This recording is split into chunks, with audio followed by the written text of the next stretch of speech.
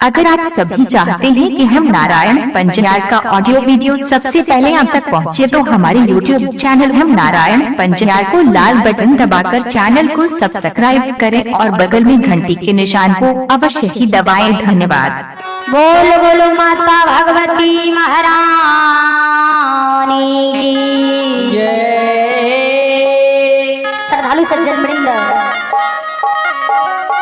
आइए पुरस्कार की ओर श्री राम बाबू राम घाट सहरसा जिला सहरसा प्रभु के दरबार में 101 रुपए के पुरस्कार भेजे हैं। कुमार दास 21 रुपए से पुरस्कार भेजे हैं। रोहित कुमार ग्राम मोहम्मदपुर ठाकुर जी के दरबार में शानदार 21 रुपए से पुरस्कार भेजे हैं। बेचन यादव जोड़ी प्रभु के दरबार में 21 रुपए से पुरस्कार भेजे हैं। जय हो दानी सबकी जय हो, समस्त परिवार की जय हो। श्रद्धालु सज्जन वृंद,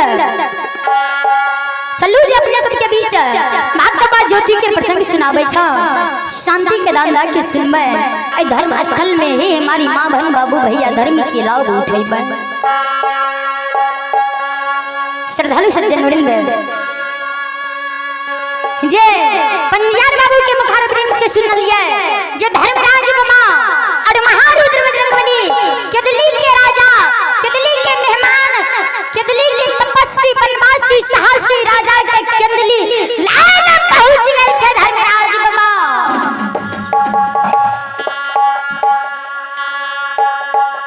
श्रद्धालु सज्जन वृंद, आइए पुरस्कार की ओर गुप्त दान प्रभु के दरबार में 21 रुपए से पुरस्कार भेजे हैं।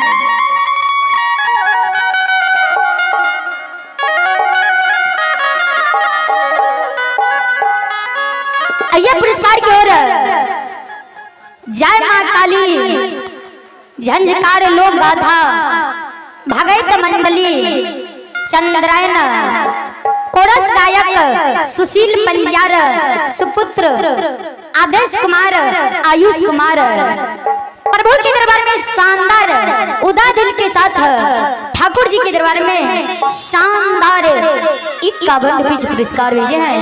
पंजियार बाबू के चरण कमलों में कोटि कोटि नमन है। जय हो दानी सबकी जय हो, उन्हीं की समस्त परिवार की जय।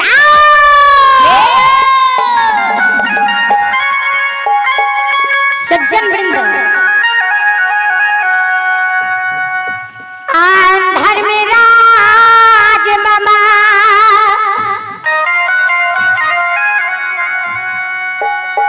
आए के दुली बान जंगा में प्रभु ज्योति बाबा के जीवित कल गए। ज्योति बाबा के जो धर्मराज बाबा महारुद्र बजरंगबली कहे हो बनवासी, हो तपस्वी, ए हो केदली के राजा, ए हो केदली के मेहमान,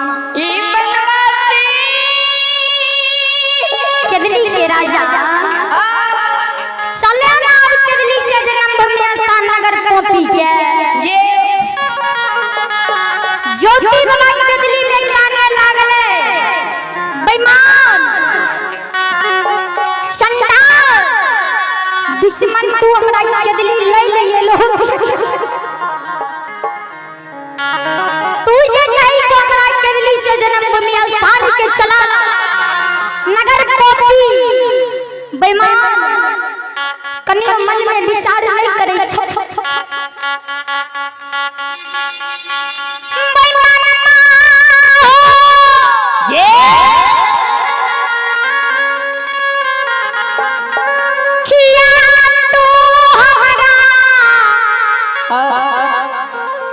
जन्मभूमि के नाम बताबई छो लइका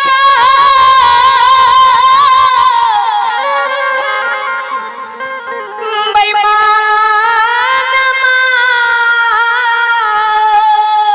आज तू हमरा कहे छो चला जन्मभूमि स्थान। जन्मभूमि स्थान के नाम ले छो नगर कॉपी के। ए दुश्मन ए ओला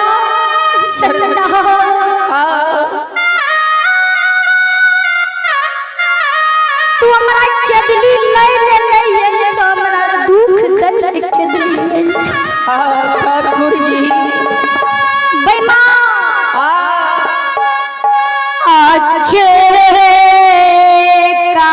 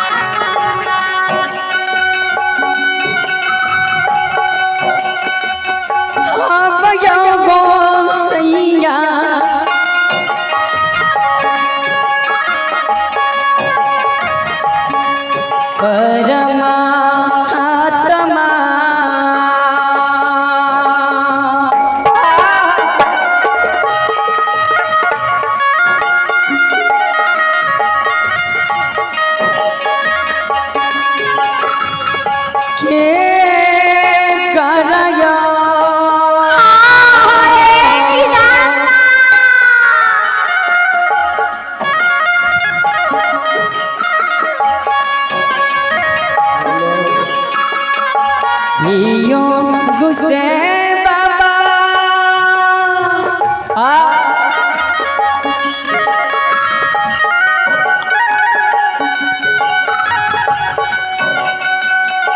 के का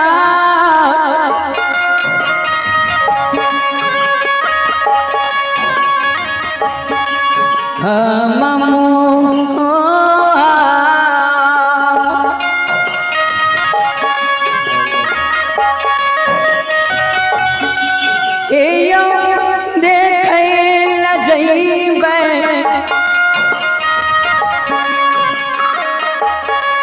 घर मेरा जी बाबा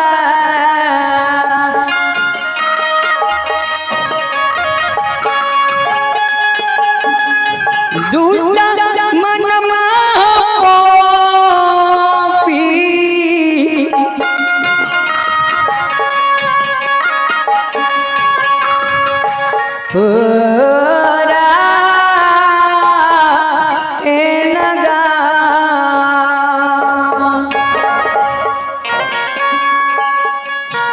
केदली के राजा कान हो बेईमान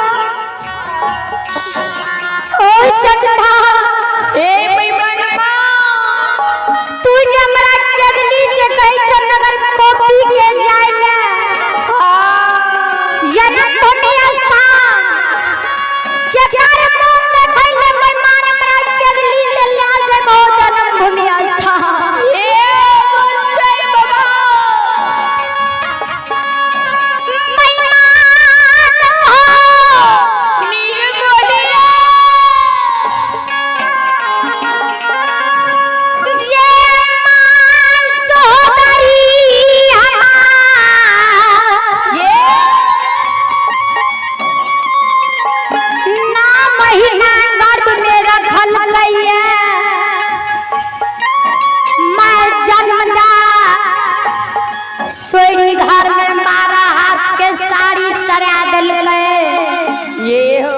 दो साल गंगा के पोछल गए माय अपना भूखी रह के हमरा प्रतिपालन कैलकै माय अपना स्तन के दूध पिलेलकै माय 32वां दूध पिला के जमान कैलकै